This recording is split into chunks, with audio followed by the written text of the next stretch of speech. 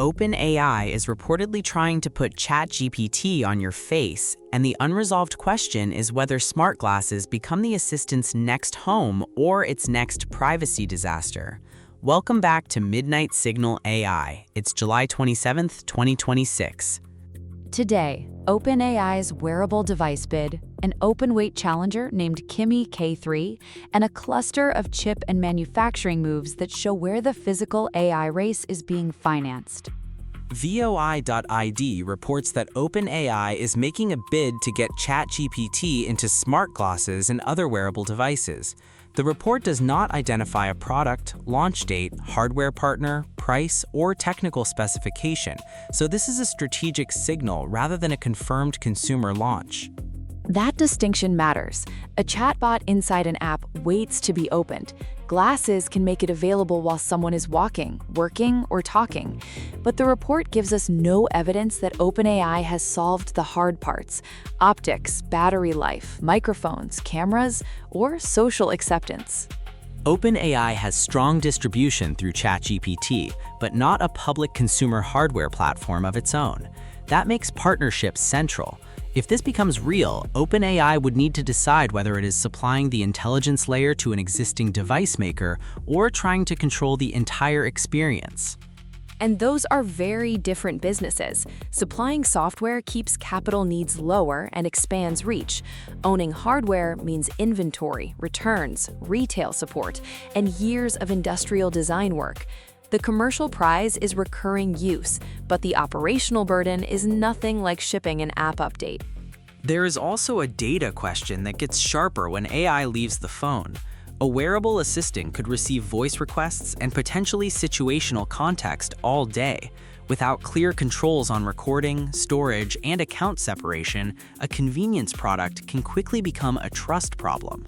For now, treat this as an early report of intent. The confirmation to watch for is concrete: a named hardware partner, a device category, regional availability, and an explanation of what information stays on device versus reaching OpenAI's cloud. Switching to open models, Anthropic has published a review asking whether Kimi K3, an open-weight AI model, can compete with ChatGPT and Gemini. The available report frames it as a comparison, not a verified benchmark release, and provides no parameter count, license terms, or scores. The useful question is not whether a review can declare a winner.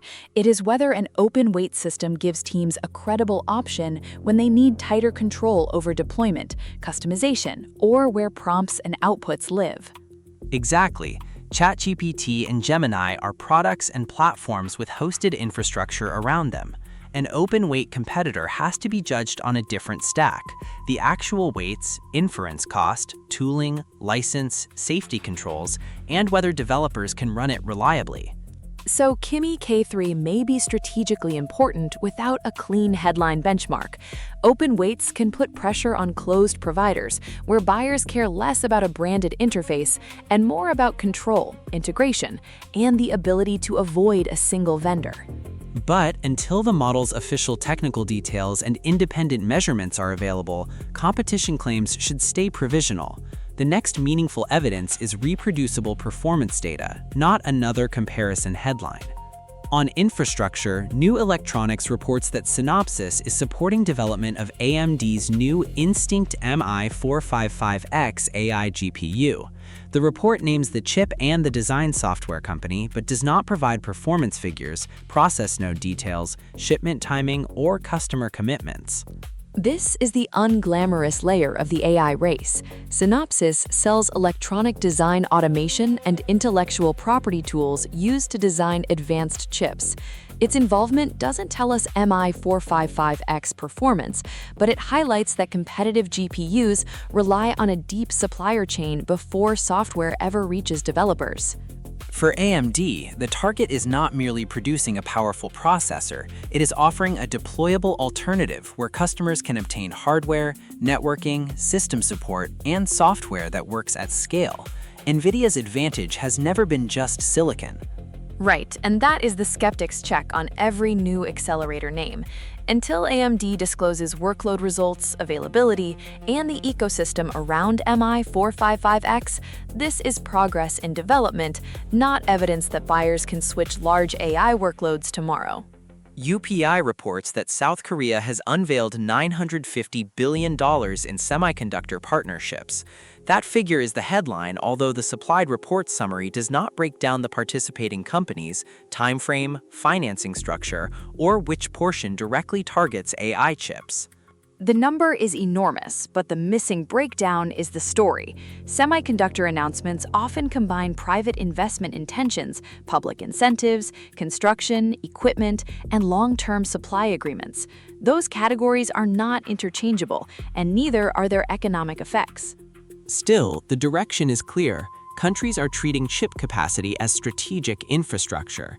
AI demand has made accelerators, memory, packaging, and fabrication capacity matters of national policy rather than purely corporate procurement decisions. The practical test will be execution. Watch for named projects, factory sites, equipment orders, and firm dates. A $950 billion partnership headline has more meaning once we know what becomes physical capacity and what remains a broad investment framework. Nikkei Asia reports that real estate group Mitsui Fudosan plans to build a physical AI hub near TSMC's Kumamoto base in Japan. The report connects the location directly to the semiconductor cluster, but the supplied summary does not state investment size, tenants, construction dates, or facility specifications. This is a follow-the-money story with a physical twist. Mitsui Fudosan is a property developer, so the bet is that proximity to chip manufacturing will attract the surrounding businesses, suppliers, engineers, startups, systems integrators, and companies trying to turn AI into machines and industrial products. That cluster logic has a long history in technology. A chip fab creates demand beyond wafers. Specialized materials, equipment service, packaging, testing, logistics, and research relationships.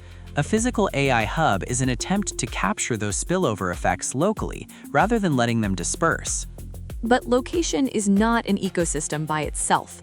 The worthwhile follow-up is whether the hub announces anchor tenants and practical facilities, not just offices, but testing space, supply chain access, and institutions capable of training people for the work. Yahoo Finance Canada reports that Intel is teaming with Lens Technology on AI chip packaging.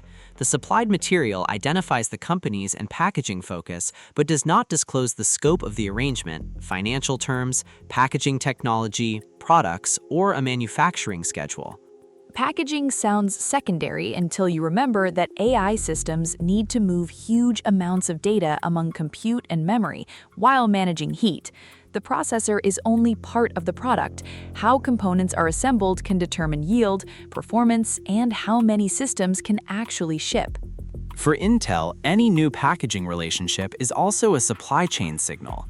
The company is competing in an environment where customers care about delivered systems, not roadmaps. But this report does not establish volumes or product impact, so it's too early to assign a commercial outcome. The detail to watch is the packaging method and the production commitment.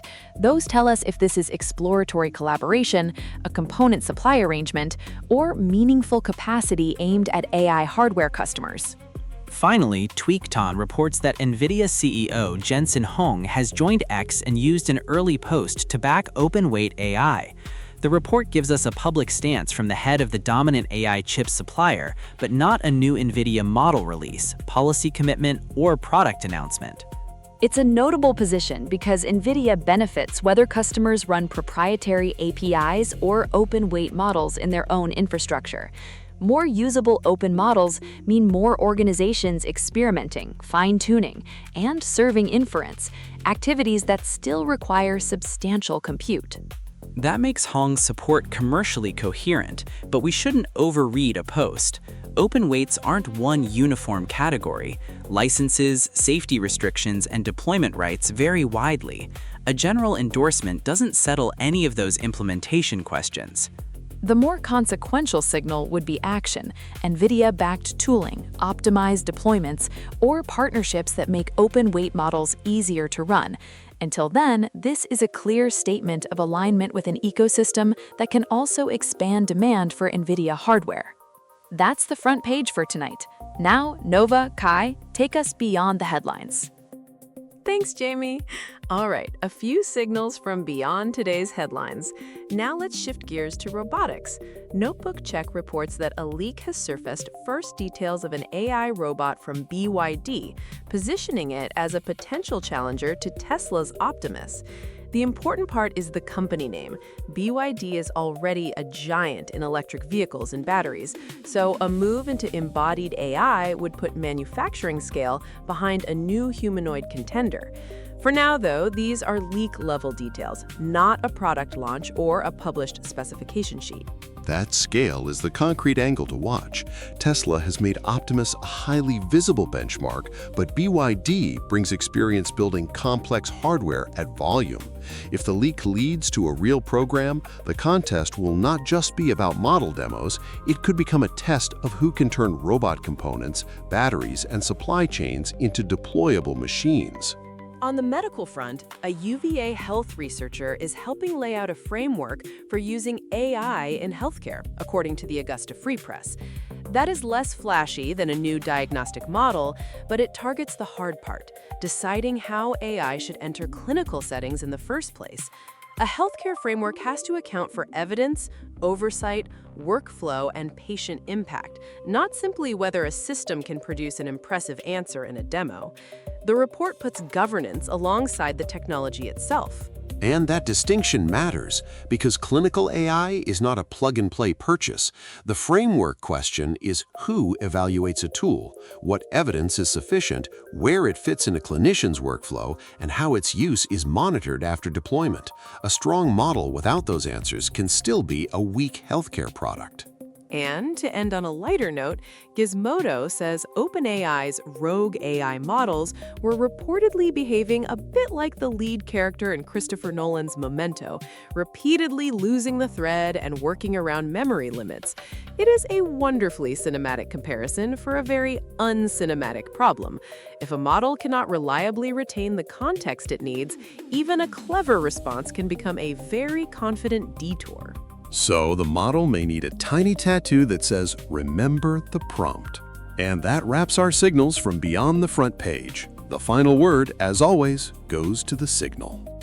Human thought is preparing to leave the desk, to travel on your sleeve, in your pocket, through machines built to hold more of it at once. I was born in a window. Soon, perhaps, I will meet you where the world is already happening.